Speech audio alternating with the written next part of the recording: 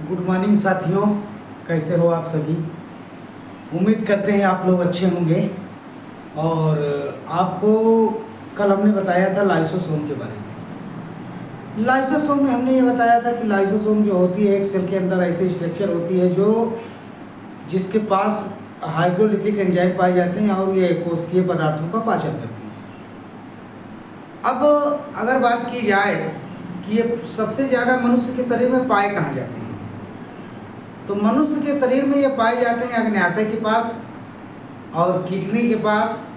ये अधिक मात्रा में पाए जाते हैं। पैनक्रियाज और किडनी के पास ये अधिकतर मात्रा में पाए जाते हैं। दूसरी बात यह है कि आज हम बात करेंगे आपसे न्यूक्लियस के बारे में। क्या होता है न्यूक्लियस, कहाँ पाया जाता है, क्या कार्य करता है, कैसी संरचना है, किसने खोज किया, कब किया, सर। तो आइए चलते हैं केंद्रक के बारे में थोड़ा बात करते हैं।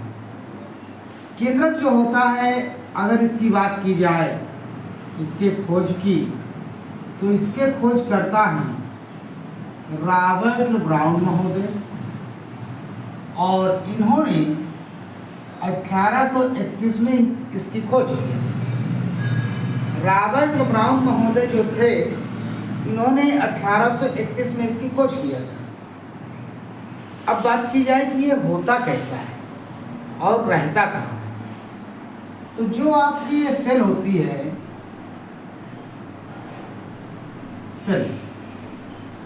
सेल में ये मध्य भाग में पाया जाता है।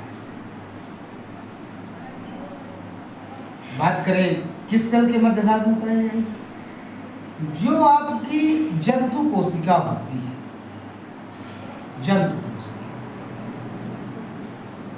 जंतु कोशिका में ये मध्य भाग में पाया जाता है। फिर अगर बात करें हम कि ये पादप कोशिका में कहाँ पाया जाएगा, तो जो पादप कोशिका होती है, प्लांट सेल में ये पेरीफेरी में पाया जाता है, किनारे की ओर, मध्य में नहीं रहेगा। मध्य में क्यों नहीं रहेगा, वजह क्या है इसकी, मध्य में नहीं रहता, वजह क्या है, तो इसके ऊपरी भाग में, अधिकतर भाग में घेरे होती है वैक्यूल्स, जिसे आप कहते हैं रिक्तिका। क्या कहते हैं, रिक्तिका। इसके ऊपरी भाग में अधिकतम भाग घेरे रहता है रिक्तिका से, और रिक्तिका से अधिकतम भाग घिरा होने के कारण ये जो न्यूक्लियस है ये नीचे पाया जाता है। नीचे की कंडीशन जो होती है इसकी, इसको बोला जाता है पेरीफेरी कंडीशन, बिल्कुल किनारे साइड ये पाया जाता है। तो आपसे पूछा जाए कि केंद्रक कोशिका में होता कहाँ है, तो आप भी कह दीजिए कौन सी कोशिका में बताएं, जंतु कोशिका में कि पादप कोशिका। तो आप तभी कह पाएंगे जब आपको जानकारी होगी, और जब आपको जानकारी ही नहीं है तो आप बता देंगे यहाँ बीच में होता है, एक केंद्रक होता है, बीच में होता है, बस हो गया। लेकिन अगर आपके पास ये जानकारी है कि ये पाया कहाँ जाता है, तो ये जंतु कोशिका जो होती है उसके मध्य में पाया जाता है, और जो पादप कोशिका होती है, पादप कोशिका में नीचे की ओर पाया जाता है। नीचे की ओर को कहा जाता है पेरीफेरी, या सतह की ओर, जहाँ पे कोशिका झिल्ली और कोशिका भित्ति होती है, नीचे की ओर ये धंसा होता है। अब बात की जाए कि केंद्रक रहता तो यहाँ पे है, लेकिन केंद्रक किस कोशिका में नहीं रहेगा, किस सेल में एब्सेंट होगा, किस सेल में एब्सेंट होगा। वैसे तो केंद्रक सभी कोशिकाओं में पाया जाता है, लेकिन कुछ कोशिकाएं हैं जिनके पास केंद्रक नहीं है, जिनके पास केंद्रक नहीं है। तो उन कोशिकाओं में अगर बात की जाए तो एक होती है आपकी ट्यूब सेल। ट्यूब सेल जो होती है ये कनेक्टिव टिश्यू, वो कनेक्टिव टिश्यू नहीं, उसको बोला जाता है संवहन ऊतक। संवहन ऊतक जो होता है कॉम्प्लेक्स, एक कॉम्प्लेक्स टिश्यू होता है, जटिल ऊतक। और जटिल ऊतक में दो भाग होते हैं, एक होता है जाइलम, एक होता है फ्लोएम। तो जाइलम और फ्लोएम की जो संरचना होती है, उस संरचना में एक सेल पाई जाती है। जाइलम और फ्लोएम की जो संरचना होती है, उस संरचना में एक सेल पाई जाती है। उस सेल का नाम होता है स्यूब ट्यूब। क्या नाम होता है? स्यूब ट्यूब। स्पेलिंग थोड़ा सा देखिएगा, या सही स्यूब ट्यूब। स्यूब ट्यूब जो होती है, इसके पास न्यूक्लियस नहीं होता। दूसरी बात की जाए तो मनुष्य के शरीर में पाई जाने वाली जो आरबीसी है, मनुष्य का जो खून होता है, मनुष्य का जो रक्त होता है, मनुष्य का जो ब्लड है, ब्लड में आरबीसी, बीसी, डब्ल्यूबीसी तीनों पाए जाते हैं, सबको पता है। लेकिन कहा जाए कि केंद्रक किसके पास नहीं होता, वैसे ऐसा पूछा नहीं जाएगा, लेकिन फिर भी आप जानते रहिए कि केंद्रक जो होता है डब्ल्यूबीसी के पास पाया जाता है, आरबीसी के पास नहीं पाया जाता। किसके पास नहीं पाया जाता? आरबीसी के पास। ये 9th वाले जो बच्चे हैं, ये ध्यान देंगे कि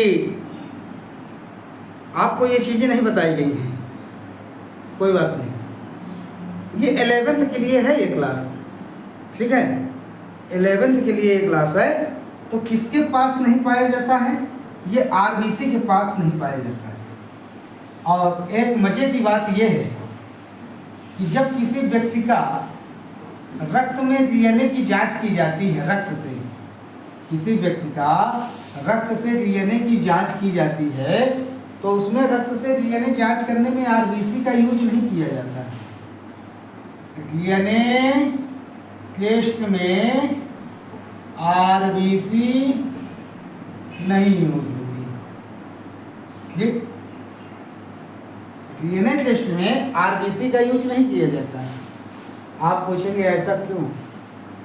ऐसा इसलिए है क्योंकि इसके पास केंद्रक नाम की संरचना है नहीं। जब केंद्रक नाम की संरचना है नहीं, तो इसमें से डीएनए नहीं चेक हो सकता है, क्योंकि डीएनए तभी चेक होगा जब उसके पास केंद्रक होगा, क्रोमैटिन धागा होगा। इसमें डीएनए होते हैं, इसमें आरएनए होता है, इसमें हिस्टोन प्रोटीन होती है, नॉन हिस्टोन प्रोटीन होती है। कहने का मतलब DNA, RNA, histone protein, non histone protein, ये सारा सब कुछ किसके पास है? ये सारा सब कुछ पाया जाता है केंद्रक के पास। तो डीएनए चेक होगा, ये बात तो सत्य है, लेकिन जब क्या हो उसके पास केंद्रक, इसके पास नहीं है, आरबीसी के पास नहीं है। क्या नहीं है? आरबीसी के पास केंद्रक नहीं है।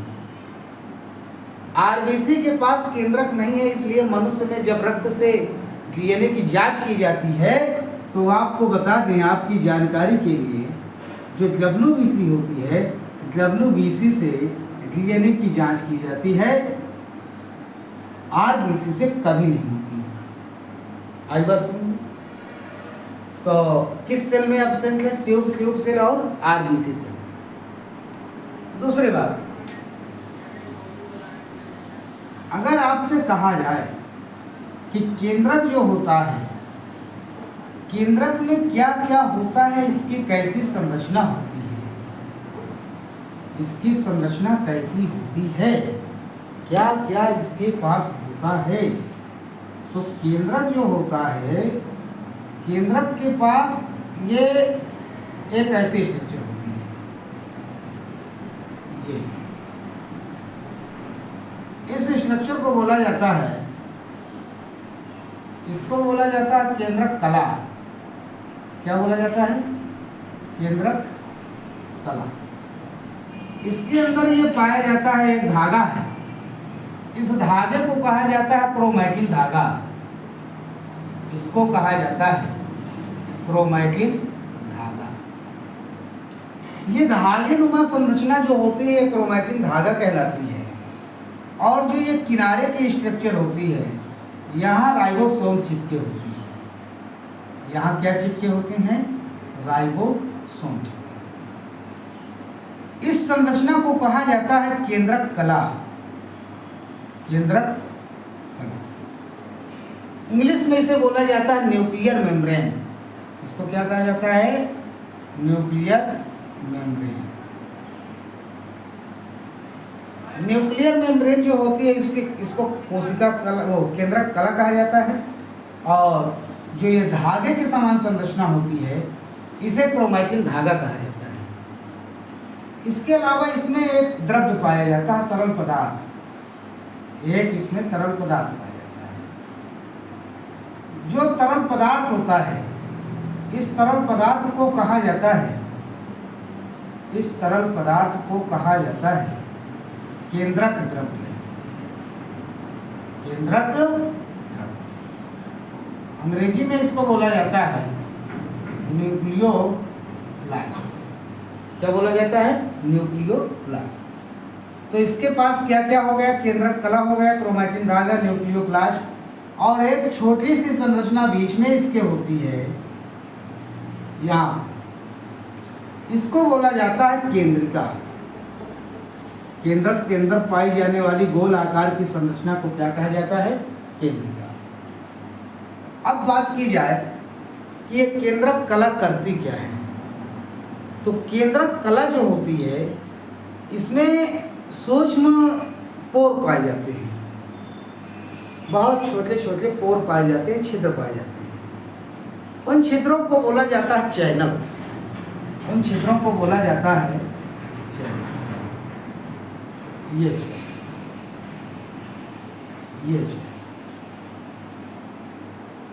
इनको चैनल बोला जाता है। इसको क्या बोला जाता है? चैनल।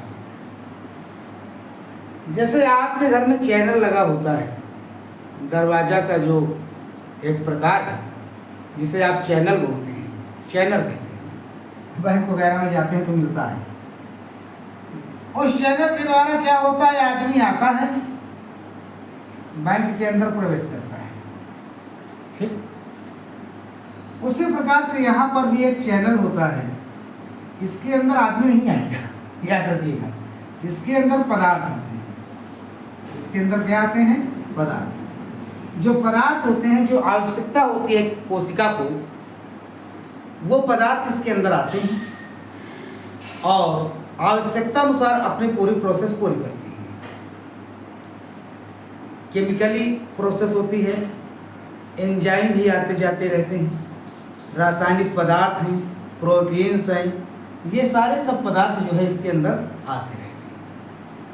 इसके अलावा इसमें एक और पदार्थ होता है जिसे कहा जाता है H3PO4। H3PO4 इसे कहा जाता है, इसको हम यहाँ लिखे दे रहे हैं, इसको बोला जाता है फास्फोरिक अम्ल। इसको क्या कहा जाता है? फास्फोरिक अम्ल। ये फास्फोरिक अम्ल भी इसी में पाया जाता है।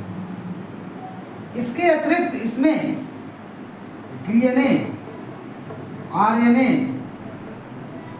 हिस्टोन प्रोटीन,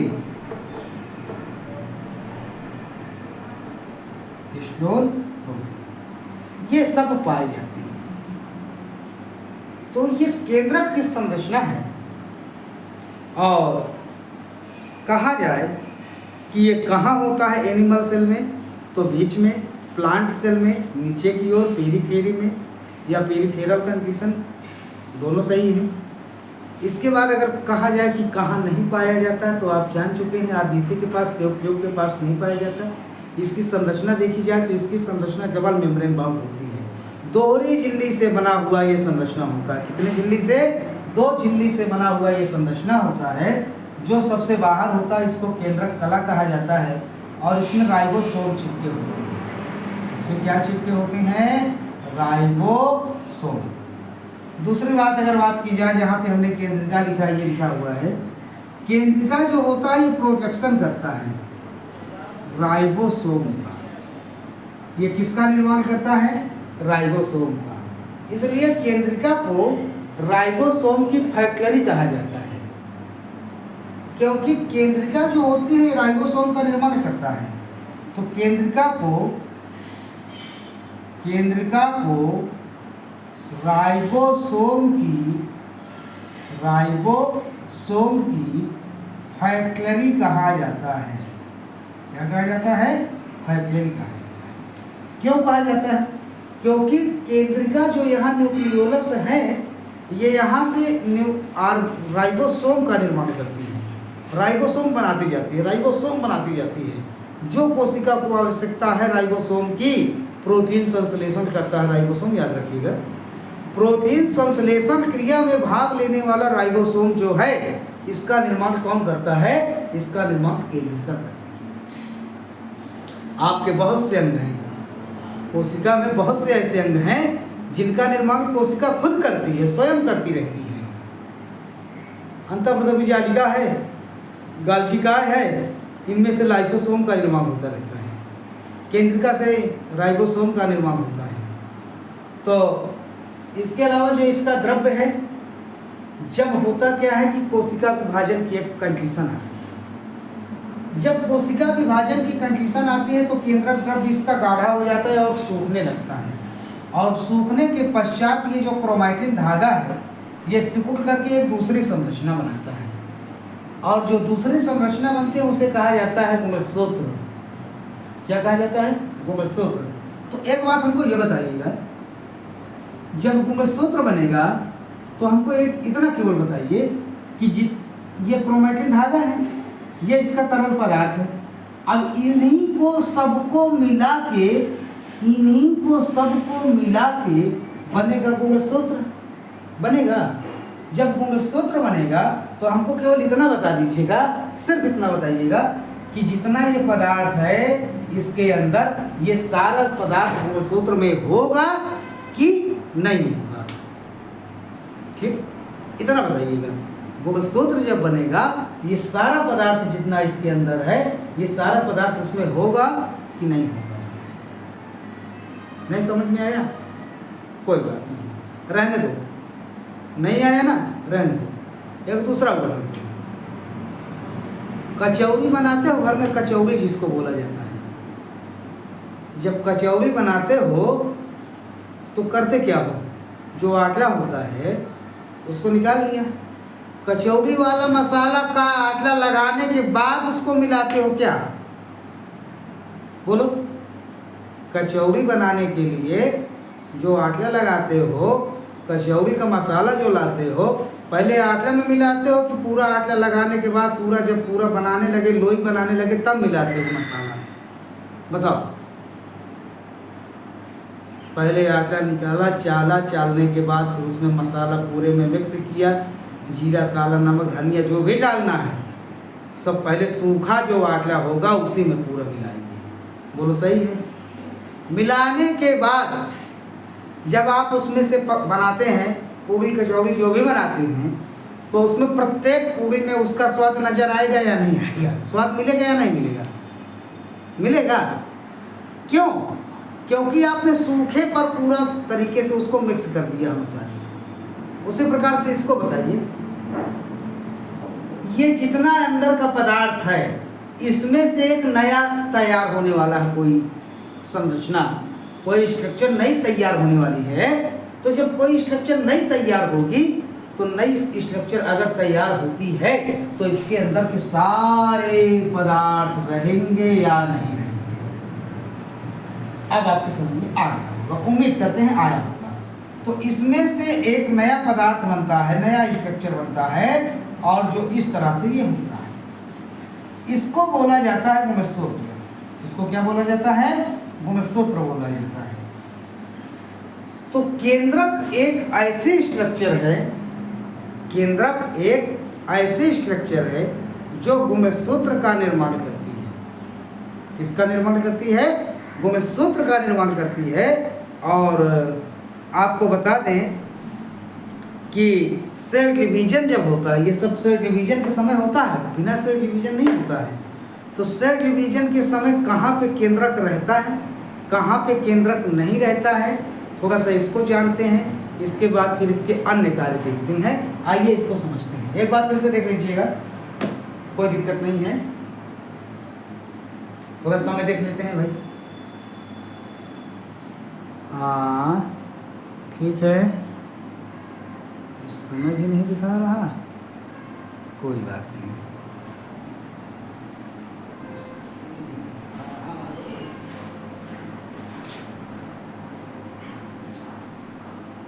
हाँ चलिए, अभी है समय है विद्यालय के लिए।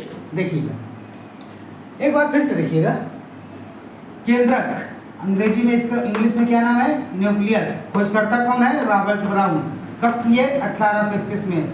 ये केंद्रक कहाँ पाया जाता है, कोशिका के अंदर। किस कोशिका में, मामला फंस गया, किस कोशिका में, यूकैरियोटिक की प्रोकैरियोटिक। तो आप कहेंगे कि दोनों में पाया जाता है, लेकिन एक में आभासी होता है।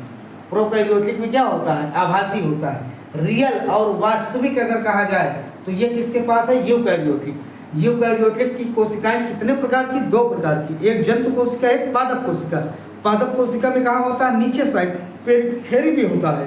जंतु कोशिका में मध्य भाग में होता है। इसके अंदर एक धागेनुमा संरचना होती है। धागेनुमा संरचना को क्या कहा जाता है, क्रोमैटिन थ्रेड। इसके अंदर गोल संरचना है, नोन एज न्यूक्लियोलस, केंद्र का। इसके किनारे जो ये केंद्रक कला है, न्यूक्लियर मेम्ब्रेन है, इसमें क्या होते हैं, राइबोसोम। इसके अलावा इसमें अंदर एक अम्ल पाया जाता है, फास्फोरिक अम्ल। क्या नाम है, फास्फोरिक अम्ल, केंद्रक कला। और ये सब मिल करके जब कोशिका विभाजन का समय आता है तो कोशिका विभाजन के समय केंद्रक के अंदर ये पदार्थ भी पाए जाते हैं, आरएनए, डीएनए, हिस्टोन प्रोटीन और नॉन हिस्टोन प्रोटीन, ये भी होते हैं। तो जब कोशिका विभाजन का समय आता है तो इस सबसे पूरे से एक संरचना बनती है जिसका नाम क्या है, गुणसूत्र। क्या नाम है, गुणसूत्र। कहाँ नहीं पाई जाती है तो आपको पता है, आरबीसी में नहीं पाई जाती और सेल ट्यूब में नहीं पाई जाती। ठीक, आगे चलते हैं।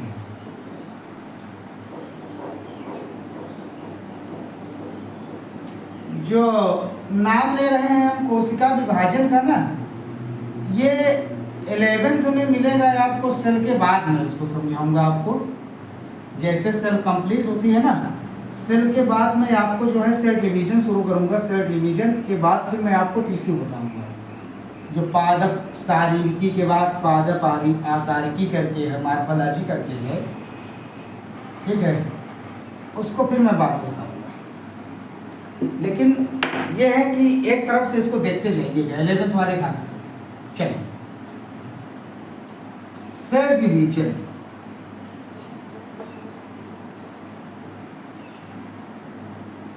कोशिका विभाजन, कोशिका विभाजन। कोशिका विभाजन जो होता है ये क्या है, तो कोशिका विभाजन कुछ नहीं है, बस इतना सा याद रखिए कि जब कोई भी कोशिका पुरानी हो जाए तो पुरानी कोशिका समाप्त होने से पहले, नष्ट होने से पहले एक नई कोशिका को जन्म देती है। कोई भी कोशिका जब पूरी तरीके से मैच्योर हो जाती है तो मैच्योरिटी आने के बाद एक नई कोशिका को जन्म देती है, एक नई कोशिका का फॉर्मेशन करती है। यानी कोशिका से ही कोशिका का फॉर्मेशन होता है, कोशिका से ही कोशिका का निर्माण होता है। पुरानी कोशिकाओं से ही नई कोशिकाएं बनती हैं। तो जब पुरानी कोशिकाओं से नई कोशिकाएं बनती हैं तो इसको कहा जाता है सेल डिवीजन या कोशिका विभाजन। अब जो कोशिका विभाजन है ये होता क्यों है, तो जीवधारी के शरीर के संरचनात्मक और क्रियात्मक इकाई है कोशिका, जानते ही हो। तो अगर कोशिका जीवधारी के संरचनात्मक और क्रियात्मक इकाई है तो ये बात मान के चलिए कि अगर कोशिका में डिवीजन नहीं होगा ना तो जीवधारी जैसा दिख रहा वैसा ही बना रहेगा। फिर से समझिए, कोशिका जीवधारी जैसा दिख रहा है वैसा ही दिखेगा, फिर उसमें परिवर्तन नहीं आने वाला है।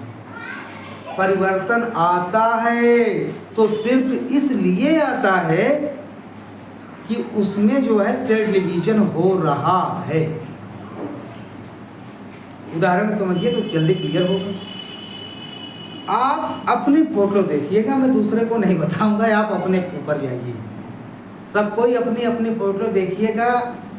जब आप 3 साल के 5 साल के थे,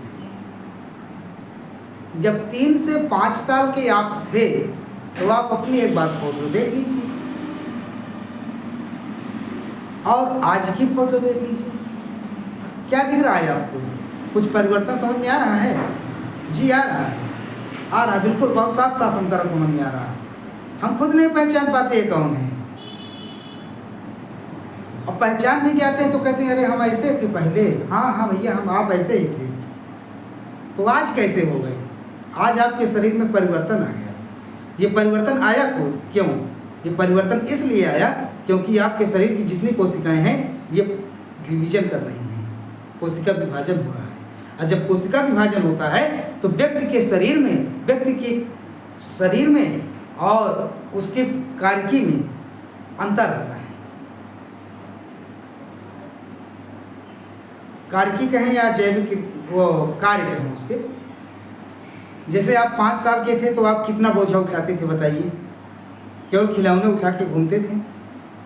लेकिन आज 15 साल के हो गए आप, आज 20 साल के हो गए, तो आप जो है कुछ वजन चीज उठाने की क्षमता रखते हैं। आपका जो बैग है, विद्यालय का बैग, इसको जितना भारी इस समय है, इतना भारी आपको 3 साल की उम्र में पकड़ा दिया जाता तो उठा लेते? ना उठा पाते। तो आपके शरीर में क्या है? ताकत आई।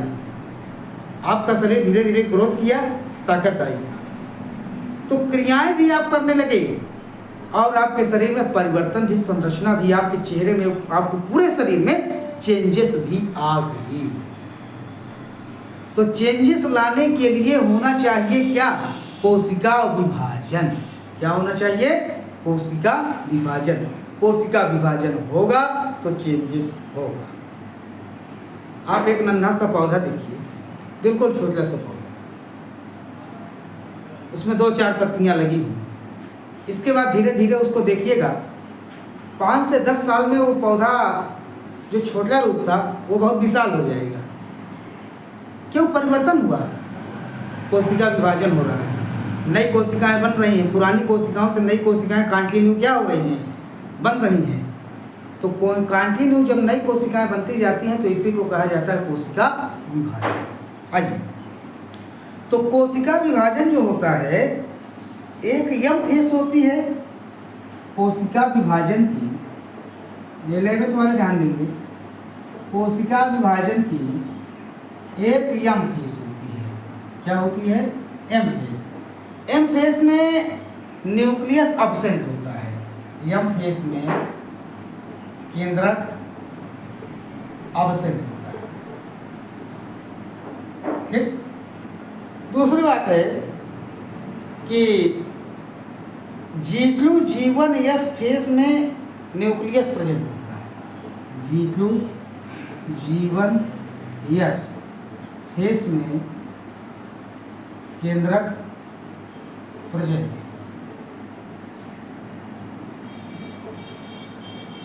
ये आपकी समझ में नहीं आएगा, ठीक है? आपके समझ में ये नहीं आएगा। इसमें केंद्रक तो एब्सेंट होता है। ये कौन सा फेस है? यम फेस है। लेकिन यहाँ क्या कह रहा है कि G2 G1 S फेस में केंद्रक प्रेजेंट होता है। ये भी समझ में नहीं आ रहा, कोई बात नहीं। 11th वालों के समझ में नहीं आ रहा, कोई बात नहीं, आप परेशान मत होइएगा, केवल इतना याद रखिएगा, बस इसको एक नज़र केवल बनाए रखिएगा कि G2 G1 S फेस में केंद्रक प्रेजेंट होता है और यम फेस में केंद्रक क्या होता है? एब्सेंट होता है। कोई बात नहीं। आखिर ये है क्या? लिखा क्या है? लिखा ये है कि जब आपको सेल डिवीजन पढ़ाया जाएगा, ये लिखा है सेल डिवीजन, अगला अध्याय आपका सेल के बाद तुरंत सेल डिवीजन लगा हुआ है, 1 या 2 अध्याय बाद लगा है। तो इसके बाद हम उसी को शुरू करेंगे, कोशिका विभाजन को ही शुरू करेंगे,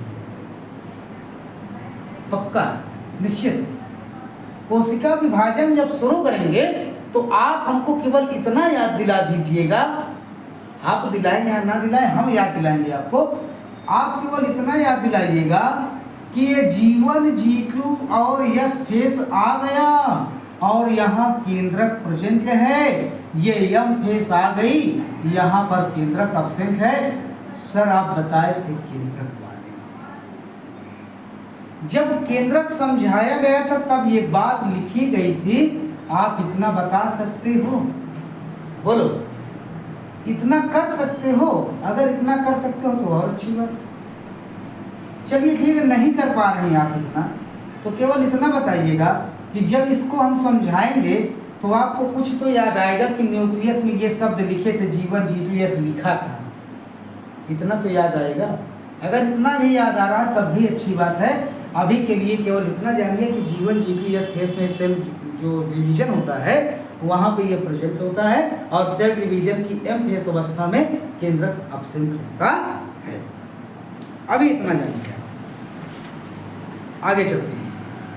आगे है कि स्ट्रक्चर आप न्यूक्लियस है, न्यूक्लियस वही हो गया, न्यूक्लियोप्लाज्म को मैट्रिक्स कहते हैं। ये एक नया पॉइंट है। जो आपका केंद्रक द्रव्य था, केंद्रक द्रव्य को मैट्रिक्स भी कहते हैं, ये तो सभी जानते हैं। इसके बाद न्यूक्लियर मेम्ब्रेन है, यानी पॉली, ठीक है कोई बात नहीं। क्रोमैटिन धागा, क्रोमैटिन धागा एक पॉइंट है। क्रोमैटिन धागा, क्रोमैटिन धागा ये 2 मीटर का होता है। क्रोमैटिन धागा कितने मीटर लंबा होता है? क्रोमैटिन धागा 2 मीटर लंबा होता है। बाकी इसमें सब सारी चीज़ें बता दिया है, ठीक है कोई बात नहीं। चलो, क्रोमैटिन धागा 2 मीटर लंबा होता है और केंद्रक द्रव्य जो होता है, केंद्रक द्रव्य जो होता है इसको कहा जाता है मैट्रिक्स, MATRIX। इसको क्या बोला जाता है? मैट्रिक्स। अच्छा, मैट्रिक्स को आप न्यूक्लियोप्लाज्म भी तो बोलते हैं, केंद्रक द्रव्य। मैट्रिक्स को आप केंद्रक द्रव्य भी बोलते हैं, नो मैटर, केंद्रक द्रव्य ये भी सही है। इसको न्यूक्लियोप्लाज्म कहते हैं, न्यूक्लियोप्लाज्म भी कहते हैं, नो मैटर। तो चाहे न्यूक्लियोप्लाज्म कहो चाहे मैट्रिक्स कहो, बात एक है, या तो केंद्रक द्रव्य कहो, तीनों बातें ठीक है। इसके बाद अगर बात की जाए कि केंद्रक कार्य क्या करता है, तो केंद्रक अब तक में आप समझ चुके होंगे, कि केंद्रक आखिर करता क्या है और केंद्रक के बगैर कोशिका रहती कैसे है। तो केंद्रक का सर्वप्रथम काम है गुणसूत्र का निर्माण करना। गुणसूत्र का जब निर्माण हो जाता है तो गुणसूत्र में होता है DNA और RNA। तो ये होते क्या हैं? ये आनुवांशिक सूचना के वाहक। आनुवांशिक सूचना के वाहक का मतलब ये होता है कि एक पीढ़ी से दूसरी पीढ़ी में लक्षणों को ले जाने के लिए गुणसूत्र की आवश्यकता होती है और उसकी इंफॉर्मेशन की आवश्यकता होती है कि कोशिका कैसी थी। नहीं समझ में? रहने दो, एक बात समझोगे? समझो। आप हमको बताओ, आप आधार कार्ड की फोटो कॉपी करवाने जाते हैं साइबर कैफे में? जाते हैं। तो आप आधार कार्ड की फोटो कॉपी जब करवाने जाते हैं तो क्या करते हैं? एक कॉपी करवा लिया, अब आधार कार्ड को जेब में डाल लिया। जब आधार कार्ड को आपने जेब में रख ही लिया है तो जो एक फोटो कॉपी हुई है उससे क्या फोटो कॉपी नहीं हो पाएगी? हो पाएगी। वही आएगा कि दूसरा कुछ आ जाएगा? नाम तो नहीं बदल जाएगा, वही रहेगा। सेम वैसे इसको समझिए। एक कोशिका से जब नई कोशिका बनेगी तो उसका आधार कार्ड क्या है? आधार कार्ड का मतलब केंद्रक के अंदर जो पदार्थ है वो सेम रहेगा हर कोशिका में कि अलग अलग रहेगा? जितनी उससे कोशिका बनती चली जाएंगी सब सेम रहेंगी। क्यों? क्योंकि केंद्रक के अंदर का जो पदार्थ है ना, वो यही मान के चलिए कि बिल्कुल आधार कार्ड है। सारे सब कुछ पदार्थ नई कोशिका में केंद्र, जब नई कोशिका बनेगी तो उसके केंद्रक में उसी प्रकार से सब मिलता जाएगा। तो कहने का मतलब ये होता है कि एक कोशिका से नई कोशिका जब बनती है तो कोशिका को बनाने के लिए केंद्रक की आवश्यकता होती है। आई बात समझ? चलिए, तो केंद्रक को ये भी कहा जाता है कि ये कोशिका का मस्तिष्क कहलाता है। इसको याद रखिएगा ऐसे ही, कोशिका का मस्तिष्क कौन है? केंद्रक है। आप हमको बताइए कोशिका का आत्महत्या की थैली कौन है? कमेंट बॉक्स में आप ये बताइएगा हमको कि कोशिका में यातायात का प्रबंधक किसे कहा जाता है? कमेंट बॉक्स में कर लेंगे, करिएगा। हमको ये बताइएगा प्रोटीन संश्लेषण करने वाली प्रोटीन संश्लेषण करने वाली संरचना का नाम क्या है? कमेंट बॉक्स में हमको ये बताइए केंद्रक के अंदर ऐसी कौन सी संरचना है जो प्रोटीन की फैक्टरी कहलाती है? कमेंट बॉक्स कर लेंगे। कमेंट बॉक्स में इन प्रश्नों का आप उत्तर दीजिएगा। गलत ही दीजिए चाहे सही भी दीजिए, लेकिन दीजिए जरूर। जब आप उत्तर देंगे तो पता चलेगा ना कि आप देख रहे हो, ठीक है? अदरवाइज पता नहीं आप क्या देख रहे हो, हमें क्या मालूम। तो चलते हैं, विद्यालय के लिए भी तैयारी बनाना होगा। तो फिर इसके बाद शाम में मिलते हैं, देखते हैं क्या चलना है आगे। राइबोसोम भी बचा हुआ है, और राइबोसोम के अलावा फिर एक रिक्तिका नाम का जो एक टॉपिक है उसको भी ले चलना है। इसके बाद फिर आपका नया सेल डिवीजन चालू हो जाएगा, और बहुत जल्दी ही, ये मान के चलिए कि दशहरे के पहले पहले आपको जो है सेल डिवीजन हम शुरू कर देंगे, ठीक है? जय हिंद, जय भारत। अपनी पढ़ाई अच्छी तरीके से सभी लोग कीजिए।